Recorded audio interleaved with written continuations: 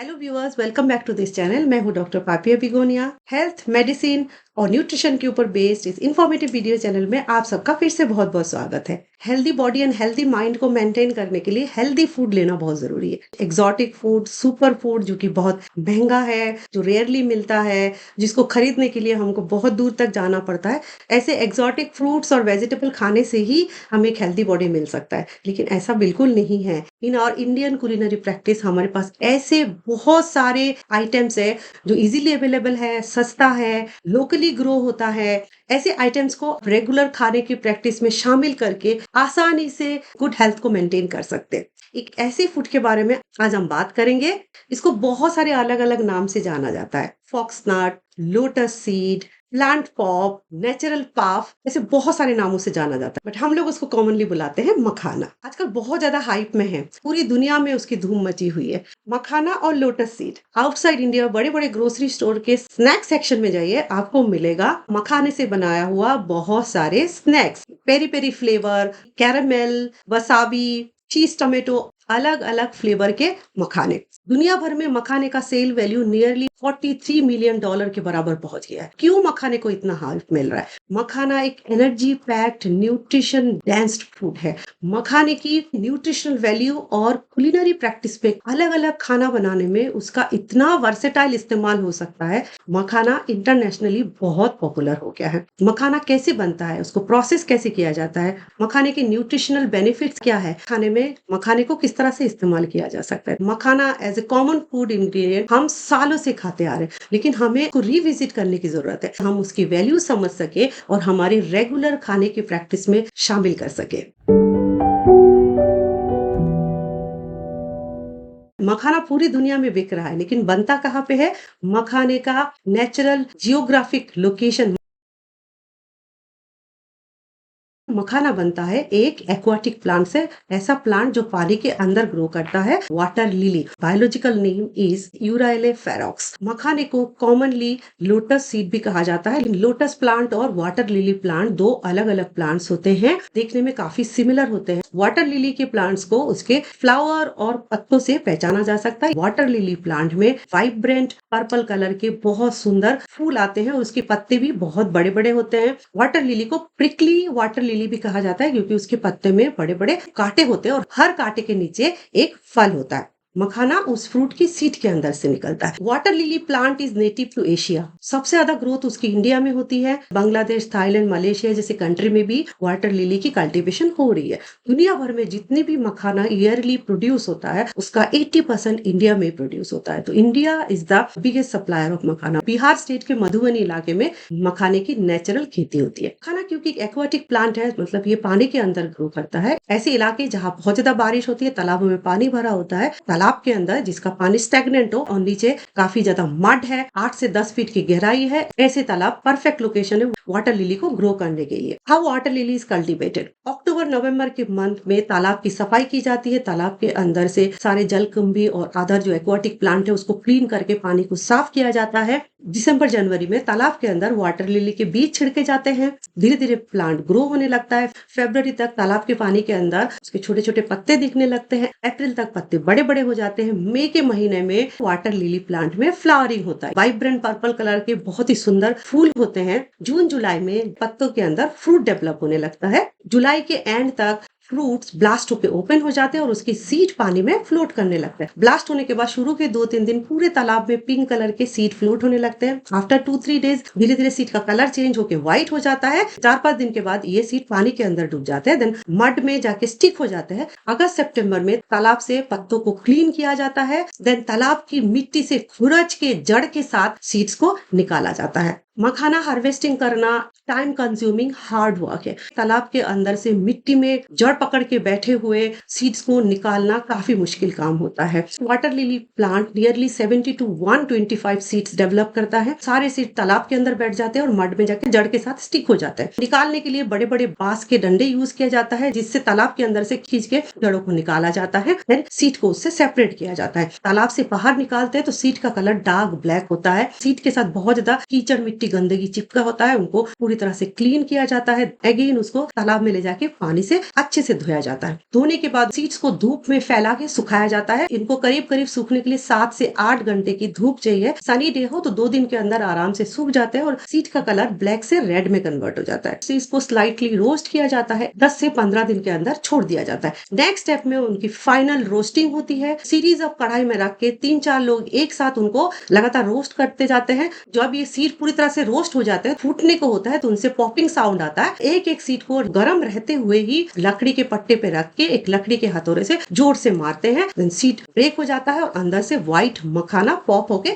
बाहर आ जाता है। अच्छा लुक देने के लिए मखाने को फाइनली मशीन में पॉलिश किया जाता है, जिससे चमकीले व्हाइट कलर के दिखने लगते हैं। इसी प्रोसीजर से मखाने को मास प्रोड्यूस किया जाता है। ये प्रोसीजर बहुत ज्यादा टाइम कंज्यूमिंग है, बहुत सारे लेबर की जरूरत होती है और काफी हार्ड वर्क लगता है मखाना सीड को पॉप करने में। नाउ इट इज बहुत सारी इंडस्ट्री में मखाना प्रोसेसिंग को मैकेनाइज्ड किया गया है, मशीन की मदद से किया जाता है, जिससे टाइम और कॉस्ट दोनों ही सेव होता है। मखाने में क्या ऐसा न्यूट्रिशनल बेनिफिट है जो इंटरनेशनल हाइप बन गया है? हेल्थ कॉन्शियस लोगों के बीच में मखाने को एक ग्लोबल रिकॉग्निशन मिल गया है। Nutritional content of makhana, 100 gram of makhana nearly contains 10 gram of protein. एक अंडे में 8 से 12 ग्राम प्रोटीन होता है। इसके कंपैरिजन में 100 ग्राम मखाने में 10 ग्राम प्रोटीन होता है। So this is a very good source of protein. Essential nutrient content और न्यूट्रिशनल बेनिफिट को देखते हुए मखाना को एक सुपर फूड कहना भी गलत नहीं होगा। Makhana has very balanced nutrition. High protein के साथ साथ कैलोरी काउंट बहुत कम है, फैट कंटेंट बहुत कम है, लेकिन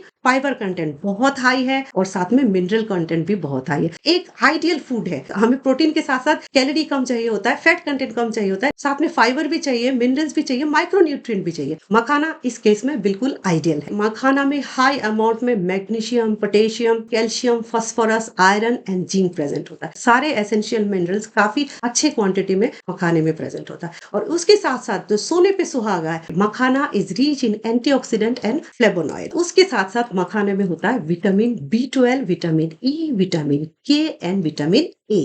Makhana is actually a very healthy superfood. What are the health benefits of consuming मखाना? मखाना खाने से क्या फायदे मिल सकते हैं? Very good for weight management. Makhana protein rich है, बट उसके कंपैरिजन में फैट और कैलोरी कम होता है। तो मखाना खाने से प्रोटीन तो मिलता है, लेकिन बॉडी वेट बढ़ने के चांस कम होते हैं। मखाने की इसी प्रॉपर्टी की वजह से मखाना वेट मैनेजमेंट में बहुत मदद करता है। मखाना प्रोटीन रिच है और साथ में फाइबर रिच भी है। मखाना खाने के बाद काफी देर तक पेट भरा हुआ फील होता है, फुलनेस की फीलिंग आती है, सैटिस्फैक्शन की फीलिंग आती है, जिसके वजह से एपिटाइट भी कम होता है। प्रोटीन और फाइबर रिच होने की वजह से डाइजेशन में बहुत मदद करता है। ये सारी प्रॉपर्टी मिलके makhana is very good for weight management. Makhana is a very good source of protein for the vegetarian people. जो लोग नॉन वेज खाते हैं वो अलग अलग तरह के प्रोटीन सोर्स को कंज्यूम करते हैं, egg, fish, meat. Out of this fish को बहुत अच्छा प्रोटीन का सोर्स माना जाता है। Fish is a very good source of unsaturated fatty acid along with omega 3 fatty acid. आपको विश्वास नहीं होगा अगर मैं बोलूंगी कि मखाना वेजिटेरियन लोगों के लिए फिश के बराबर है, क्योंकि makhana is rich in essential amino acid.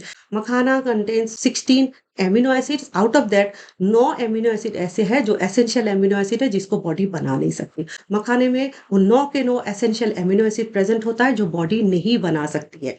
Amino acid की कंटेंट और केमिकल स्कोर को अगर देखते हैं तो makhana is equivalent to fish. Makhana is also good for cardiovascular health. मखाने में सोडियम लेवल कम होता है लेकिन पोटेशियम लेवल ज्यादा होता है। ये परफेक्ट होता है for better cardiovascular health and to regulate the blood pressure. Heart muscle की मेटाबॉलिक फंक्शन के लिए मखाना बहुत अच्छा है। तो low sodium and high potassium content को देखते हुए makhana is very good for maintaining better cardiovascular health and regulating blood pressure. मखाना डायबिटिक लोगों के लिए भी बहुत अच्छा है। डायबिटिक पेशेंट में फूड चॉइस काफी मुश्किल होता है। हाई कार्बोहाइड्रेट कंटेनिंग फूड को अवॉइड करना पड़ता है। हाई ग्लाइसेमिक इंडेक्स वाले फूड को कंज्यूम नहीं कर सकते। ब्लड प्रेशर रेगुलेट करने के लिए low glycemic index food is very good. Low glycemic index की फूड कंज्यूम करते हैं तो ब्लड शुगर लेवल में स्पाइक नहीं आता, ब्लड शुगर लेवल मेंटेन रहता है एंड इंसुलिन बेटर रेस्पॉन्स करता है। मखाने की ग्लाइसेमिक इंडेक्स देखते हैं तो only 22। This is very low glycemic index. So मखाना एक ऐसा फूड है ब्लड शुगर लेवल को बिल्कुल डिस्टर्ब नहीं करेगा। हाई प्रोटीन कंटेंट की वजह से मखाने का एब्जॉर्प्शन स्लो होता है, डाइजेस्टिव फंक्शन बेटर होता है। ये दोनों factors ideally blood sugar level को मेंटेन करने में मदद करता है एंड इंसुलिन सेंसिटिविटी को भी बढ़ाने में हेल्प करता है। मखाना डायबिटिक पेशेंट के लिए एक आइडियल फूड है। मखाना इज अ वेरी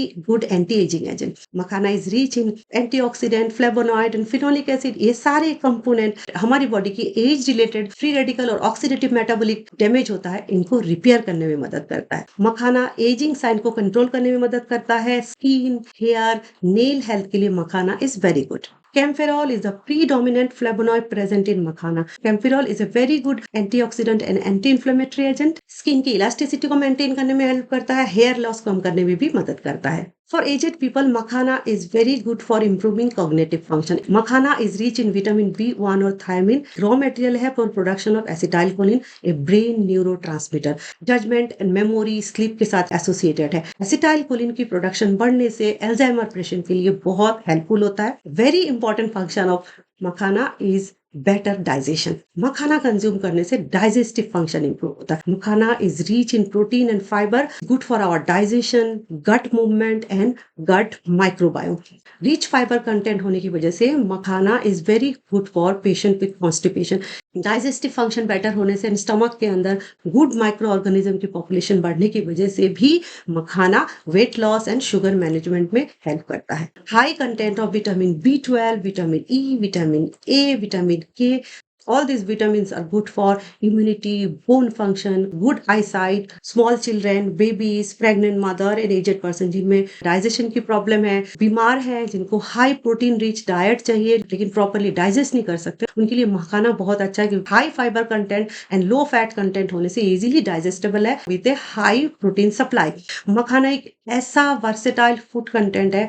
मखाने का यूज इतने अलग अलग तरीके से खाने में किया जा सकता है, उसकी वजह से भी वर्ल्ड वाइड मखाना पॉपुलैरिटी गेन कर रहा है। इन इंडियन कुलिनरी प्रैक्टिस मखाने को हम रोस्ट करके यूज करते हैं, घी के साथ थोड़ा सा सेंधा नमक या काला नमक के साथ मखाने से बहुत अच्छा खीर भी बनता है। मखाना हल्का सा रोस्ट करके पाउडर बना के एज ए फ्लावर बहुत सारे फूड आइटम बनाने में यूज किया जा सकता है।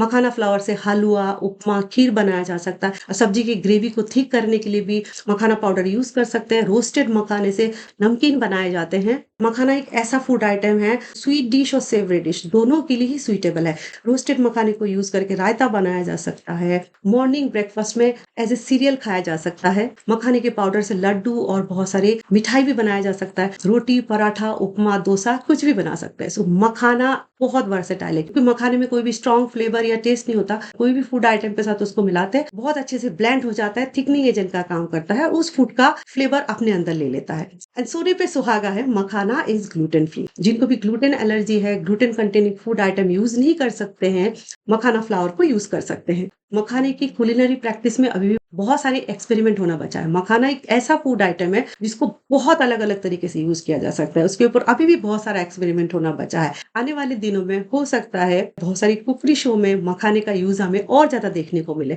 मखाने को यूज करके आप भी अपना इनोवेटिव डिश बना सकते हैं।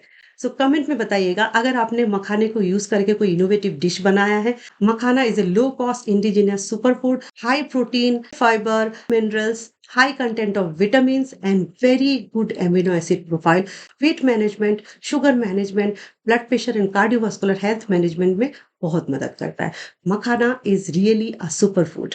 हमारे कंट्री में बनता है, लो प्राइस में खरीद सकते हैं। जब ये आउटसाइड इंडिया जाता है मखाना, उसकी प्राइस 100 टाइम्स बढ़ जाता है। मखाना एज ए सुपर फूड, इसके बारे में आप क्या सोचते हैं कमेंट्स में जरूर बताइएगा। मुझे आप सबकी कमेंट्स का इंतजार रहेगा।